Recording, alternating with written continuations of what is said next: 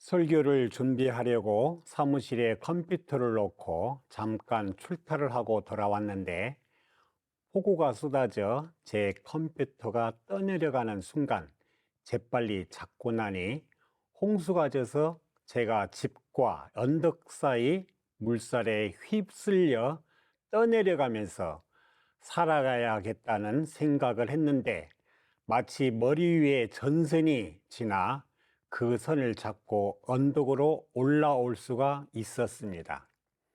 아래 건물에 사람들이 폭우가 몰려오는지도 모르는 채 놀고 있었는데 제가 고함을 지르면서 그들이 벽을 타고 올라와 모두를 물살로부터 생명을 구해냈습니다.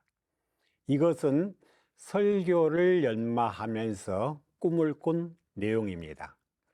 반야용선을 띄워 공부인들이 함께 증급의 길로 다가서는 시간이 되기를 원합니다. 대종사님께서는 파랑고해의 일체 생명을 제도하기 위하여 이론의 회상을 펼치고 심신, 유무, 음양, 즉 둘라는 이치를 병진법으로 문을 열어주셨습니다. 그래서 제가 말하고자 하는 내용은 본래 마음, 근본심입니다. 성품의 바탕 위에 마음이란 나무가 서 있고 그 나무 위에 생각이란 줄기와 뜻이라는 열매가 대롱대롱 매달려 있고 그리고 정신이란 기운으로 마음이라는 나무가 생명력을 잃지 않고 살아가도록 합니다. 다시 말해서 형상이 없는 자리를 망이라고 한 것입니다. 부처님은 브라만의 영원 불멸하는 근본 진리인 아트만을 부정하기 위하여 무아설을 주장했고 용수는 연기설을 바탕으로 마음이 없다, 공하다라고 주장을 하였습니다. 4세기경 세치는 삼라만상의 본성이고 불생불멸의 존재로서 본성 혹은 자성의 존재를 강조하였습니다. 즉 개유불성, 일체유심인 것입니다. 자성이 있다라고 했다 없다, 했다가 왔다 갔다 논쟁이 수천 년 동안 이어져 오고 있는 것입니다.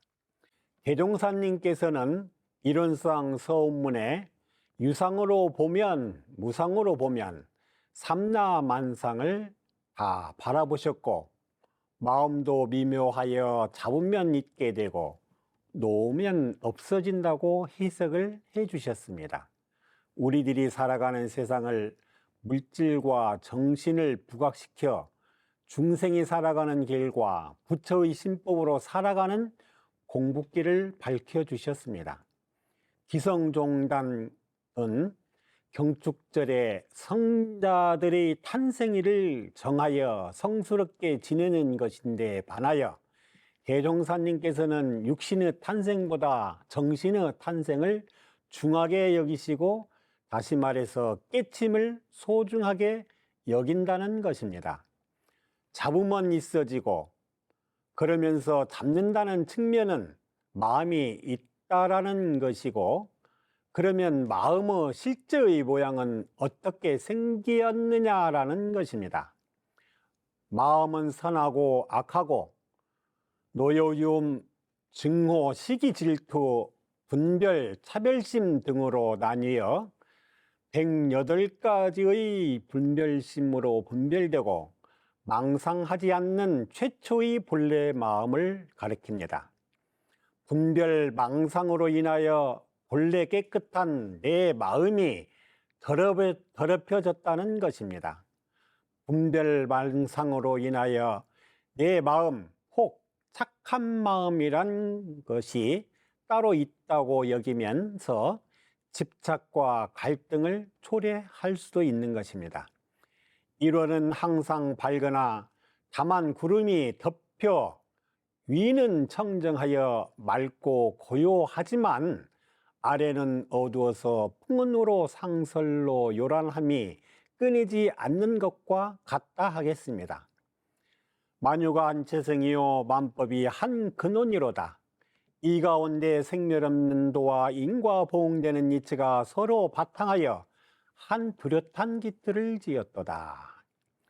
진리와 만물은 하나이고 영원성을 말하고 진리와 나의 동질성을 말하고 있다고 하겠습니다. 만물이 생성의도를 따라 세상에 나타나게 됩니다. 어찌 없었는데 있어지는가 참 신기합니다. 그리고 콩을 심으면 콩이 나고 팥을 심으면 팥이 나니 참으로 묘하기도 합니다. 없었는데 묘하게 나타났으니 진공묘유라고 합니다. 그런데 때가 되면은 묘하게 걷어가는 이치가 있습니다. 묘유란 있는 것이 아니고 걷어가는 것이 멸하는 것은 이치를 말할 수 있습니다. 그래서 진공의 이치는 있고 없고를 다 포함하고 있는 것이어야 원만한 진리라고 하고 두루 이치를 머금고 있을 때만이 구족이라고 말할 수 있는 것입니다. 달도 차면 기울고 민물과 썰물의 조화가 있어야 원만성을 가지고 있는 것입니다. 성불의 원리도 중생의 마음속에 부처의 종자가 있으므로 언젠가 부처의 종자가 발하여 부처가 된다는 것입니다. 새가 어둠의 아래서 깨어나 밝은 세상으로 나오듯이 깨침의 세계로 매진하는 자세가 공부인의 모습이 아닐까 생각합니다. 역대 성자들의 깨침의 과정을 살펴보면은 고통과 고난 속에서 큰 열림의 각을 얻었으며 대종사님의 고행을 통하여 대각을 이루셨습니다. 법타원 종사님께서 화사는 순경이요 설사는 역경이라는 말씀을 저에게 해주셨습니다. 보통 사람과 공부하는 사람의 차이가 뭐가 있을까 생각하고 연마해 보았습니다. 모든 사람들이 좋아하는 것은 누구나 하지만은 공부인은 누구도 하기 싫더라도 할 수 있어야 공부인의 모습이 되는 것입니다. 또한 사람이 죽기를 두려워할 때 공부인은 능히 죽을 수 있어야 합니다. 그래서 구인 선진들의 생사의 기도가 사무여한이란 큰 주춧돌을 남겨주셨다고 봅니다. 올해에는 찌는 듯한 무더위가 기승을 부리고 지지부진한 비도 심수를 부리면서 힘든 시절을 모두 다 지낸 듯합니다. 저는 이러한 계절에 힘든 일을 하면서 더위와 싸우고 그 속에서 묵묵히 결실을 위하여 정진하면서 그 속에서 카타르시스의 감정으로 성취감을 느낄 수가 있는 경험을 한 바 있습니다. 힘든 역경과 난경을 극복하고 어떠한 경계 속에서도 능히 이겨낼 수 있는 공부를 계속 정진하면 반드시 중생의 껍질을 벗고 부처의 모습으로 다시 태어나게 될 것임을 확신합니다. 인과품 3장의 동물들은 하늘의 뿌리를 받고 삶으로 마음 한 번 가지고 몸 한 번 행동하고 말 한 번 한 것이라도 그 업인이 법계에 심어져서라는 법문은 있습니다. 또한 대종사님께서 수행품 1장 잡으면 있어지고 놓으면 없어진다고 말씀하셨습니다. 무엇을 말입니까? 마음이 지극히 미묘하여 미묘? 딱히 뭐라고 꼬집어 말할 수 없습니다. 우리들 처지가 그렇습니다. 알기는 알 것 같은데 그런다고 모르는 것도 아닌 것인데 말하지 못하고 있는 것입니다. 정한즉 선도 없고 악도 없으며 동한즉 능히 선하고 능히 악하나니라. 이런 상 소문을 보면은 유상으로 보면 무상으로 보면입니다. 유상으로 보면은 상주불멸로여여 자연하여 무량세계를 전개하였고, 무상으로 보면 성주계공과 만무로 생로병사와 사생의 심신작용을 따라 육도로 변화시킨다고 저희들은 매일 외우고 있습니다. 교도님들 교당에 가실 때 무슨 생각을 하고 다니십니까? 분말을 할 것도 없이 마음 공부하러 다니실 것입니다. 즉 마음을 알고 깨치려는 공부일 것입니다.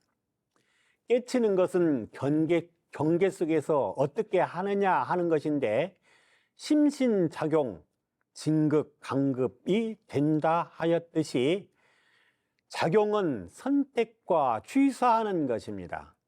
취하고 난 후에 비워내는 것이어야 합니다. 근본 마음은 심지는 원래 요란함이었건만은 탐심, 심지는 원래 어리석임이었건만은 진심, 심지는 원래 그림이었건만은 치심. 마음의 바탕은 없습니다. 허공입니다. 마음의 바탕은 6가지 근원으로 볼 수 있습니다. 즉 유상으로 보면 무상으로 보면으로 나눌 수 있게 되는 것입니다. 이렇게 본다면 우리의 마음은 깨끗합니까? 깨끗하지 않습니까? 여기까지는 깨끗합니다. 청정심입니다. 우리 공부법은 경계를 따라 있어지나니, 경계를 따라 있어지나리라고 해서 그러면 경계라는 것이 무엇입니까 하는 문제가 남습니다. 우리는 경계를 울타리 정도 혹은 밭을 나누는 뚝 정도를 연상하지만은 지금은 펜스를 쳐서 정확하게 구분하더라고요. 심신작용을 따라 육도로 변화를 시켜 마음이 보이지 않습니다. 모르는 것이 아니고 놓아두고 일단 의사가 말하는 머리, 몸, 팔, 다리를 말하고 있는데, 우리들이 필요한 것은 경계, 육군 작용을 할 때 있는 것입니다. 반야신경에 안이비설신의 내면이 나와 색성향 미촉법의 외경의 상대와의 경계 속에서 작용하는 것이 경계라고 말할 수 있는 것입니다. 숨 한 번 쉬고 눈 한 번 깜빡이고 귀 한 번 열고 바람결에 냄새 맡고 한마음 내고 거두어 드릴 때 경계가 아님이 없습니다. 여기서 마음작용이 일어나는 것입니다. 경계는 심신을 작용할 때만이 생겨나는 것이라고 보면 되는 것입니다. 이러한 마음작용, 즉 대상에서 일어나서 기억으로 저장되는 모든 작용은 마음작용의 결과인 세계인 것입니다. 정전 법어에서 육군을 사용할 때 쓰는 것이니, 눈을 사용할 때 시각을 동원하여 기억하고, 귀를 사용하여 청각을 통하여 기억하고, 코를 사용하여 냄새를 통하여 기억하고, 입을 사용할 때 미각을 통하여 기억하고, 몸을 사용할 때 촉각을 통하여 기억하고, 뜻을 사용하여 오감을 통하여 기억하는 것을 의식이라고 하는 것입니다. 많은 의식들을 평소에는 숨어 있다가 곰곰이 생각하면 기억이 나게 됩니다. 이러한 의식작용을 잠재의식이라고 합니다.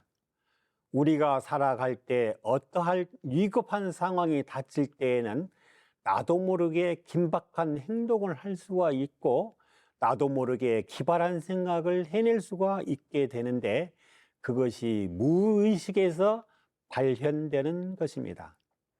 의식인 것은 즉 식이라고 할 수가 있는데, 내가 알고 판별하는 것, 즉 내가 좋아하는 음식, 내가 잘하는 행동, 운동의 예를 들면은 테니스를 잘한다, 탁구를 잘 친다, 야구를 잘 친다라고 하는 등등, 사람의 관계에 있어서도 어쩐지 받은 것도 없는데 좋은 사람, 나도 모르고 좋아하고 나도 모르게 잘하고 나도 모르게 끌려가는 경계 작용, 모두가 무아의식입니다. 그렇기 때문에 저는 북경에서 살아왔을 때의 경험담을 말씀을 해 보려고 합니다. 무의식이라고 하는 것은 참으로 현상 속에서 나도 모르는 생각을 하는 것입니다. 제가 북경에 대사관에서 근무할 때 모 대통령이 중국에 방문을 했을 때 조어대라고 하는 국빈관에서 대사관으로 오는 길목에 고궁의 길목을 거쳐야 됩니다. 고궁 뒤에는 해자라고 하는 물의 길이 있는데 온도의 경계가 가을이기 때문에 높기 때문에 그 속에서 안개가 쭉 피어나고 있는 상황에서 저는 피곤한 상태에서 타 뒷자리에서 눈을 감고 지긋히 자고 있었는데 어느덧 그 속을 지나면서 눈을 뜨고 보니까 이상하게 옛날에 어디선가 보았던 그 장면과 현재 일어나고 있는 그 장면이 싹 겹쳤습니다. 그래서 찰나 전생에서 제가 북경에서 오래 살았구나 라고 하는 생각을 하였고, 희한하게도 북경에서 30년 교화 경험과 또한 23년의 거주를 통해서 그걸 증명해낸 바 있습니다. 그렇게 모든 것을 우리가 무의식 속에서 나의 삶을 발현되고 내가 쌓아놓은 것을 누구에게도 이렇게 경험하여 모아 쌓아놓은 것, 모인 것을 마음이라고 합니다. 내가 쌓아놓는 것을 누구의 마음, 내 마음입니다. 그러면 모든 생명의 마음은 같을까요? 다를까요? 우리가 한번 연마할 내용인 것 같고, 또한 없게 하는 것으로서 참선은 분별 망상을 여의고 내려놓기 위하여 하는 것입니다. 생각 일체를 비기하여 하는 것입니다. 모든 상념이 끊어져 없어지고 허공처럼 텅 비어 깨끗하고 고요하면 거기에서 명명백백하게 일체를 아는 세계가 열립니다. 이것을 무심이라고도 합니다. 내 마음을 떠나 있으면 나 자신이 잠시 없어지는 것입니다. 바라보는 자세로 경계를 바라보자는 것입니다. 시골에 마을에서 형제지간에 잘 먹고 잘 살았는데 어느 날 소문에 사촌이 논을 샀다는 소식을 들으니 배가 살살 아파옵니다. 경계는 어딥니까? 논이라고 생각합니까마는 논이 아닙니다. 귀로 소리를 들었기 때문에 마음에서 나는 논이 없는데 사촌은 논이 있다는 분별심이 생겼다는 것이 문제입니다. 그러면은 해결하는 방법은 어떻게 해야 할까요? 첫째는 내가 논을 사면 되는 것이고, 둘째는 사촌이 망해서 논을 팔아버리면 되고, 그러기에는 시간이 너무 많이 걸리겠죠. 셋째는 가장 빠른 방법은 내가 마음에서 지워버리는 것이고 내려놓은 것들 또한 돌리는 방법밖에 없을 것입니다. 공부인이 분별망상을 여의고 내려놓기 위하여 하는 것입니다. 생각일체를 비기하여 하는 것입니다. 우리의 공부법은 사막공부법입니다. 수양, 연구, 취사하는 공부법이라고도 할 수 있습니다. 수양이라고 하는 것은 분별심과 주착심을 내려놓고 청정한 본래의 마음을 회복하자는 것이며, 연구라고 하는 것은 본래의 심으로 돌리려는 노력이고, 취사는 편착하지 않는 선택입니다. 우리의 공부법은 철저하게 앉아서 하는 공부법보다는 생활 속에서 활용하는 공부법을 강조해 주셨습니다. 행주 자와 어묵 동정 간에 생활 속에서 물샐 틈 없는 공부법이라고 할 수가 있습니다. 우리가 공부법에서 바라봄 본래의 마음, 일어나고 있는 마음, 나타난 마음, 본래 내 마음은 청정하기 때문에 일어나고 나타나고 있는 마음을 바라보고 있어야 합니다. 즉, 분별 주착하지 않고 본래 청정한 내 마음에 근본하여 결정하였는가 하는 금공부법입니다. 대상과 육군의 나인 색성향 미촉법으로 집합된 의식과 임시적으로 저장된 잠재의식과 영원한 저장의식으로서 무의식의 단계로 설명되어집니다. 무의식은 함장식이라고 해서 이것을 영생으로 가지고 답니다. 우리가 40이 넘으면 죽어갈 보따리를 챙겨서 하는 이러한 법문이 있듯이 이 무의식의 세계는 마음의 보따리와도 같습니다. 세상에 두 가지 어리석음이 있나니 그중 하나는 제 마음도 마음대로 쓰지 못하면서 남의 마음을 제 마음대로 쓰려는 사람입니다. 요한복음 16장 본문 말씀입니다. 자신이 생각이 만든 망념에 사로잡혀서 하루에도 2층집을 짓고 부시기를 여러 번 반복합니다. 내가 할 일이 없으니 남에게 관심을 두고 상관하고 간섭을 합니다. 그리고 남의 말하는 것도 참 재미있어 합니다. 사람 육군 가운데 소통하는 제일 쉬운 곳은 무엇이 제일 쉬울 것입니까? 언어, 즉 입입니다.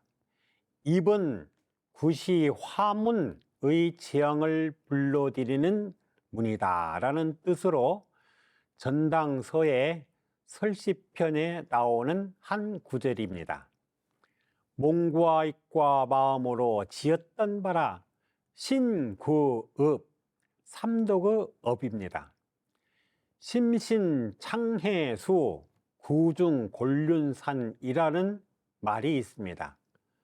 마음 씀씀이는 창해수처럼 깊어야 하고 입은 곤륜산처럼 무거워야 한다는 말입니다.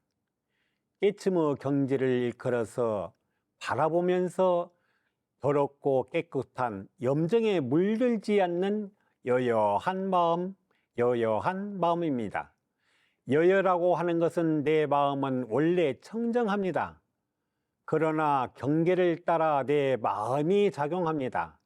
그 마음이 좋든 싫든 선하든 악하든 마음이 본래 마음자리로 돌아볼 때, 즉 환지본처할 때 더럽다고 깨끗하다고 하는 마음도 놓아버리고 청정심에 돌아오는 마음을 가짐을 말합니다.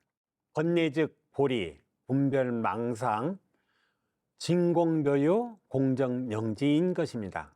연꽃은 진흙탕을 여의지 않고 꽃을 피웁니다. 불을 끄면 어둡고 불을 켜면 밝음이 온다라는 의미도 있습니다. 어둠과 밝음이 공존하게 되는 것입니다.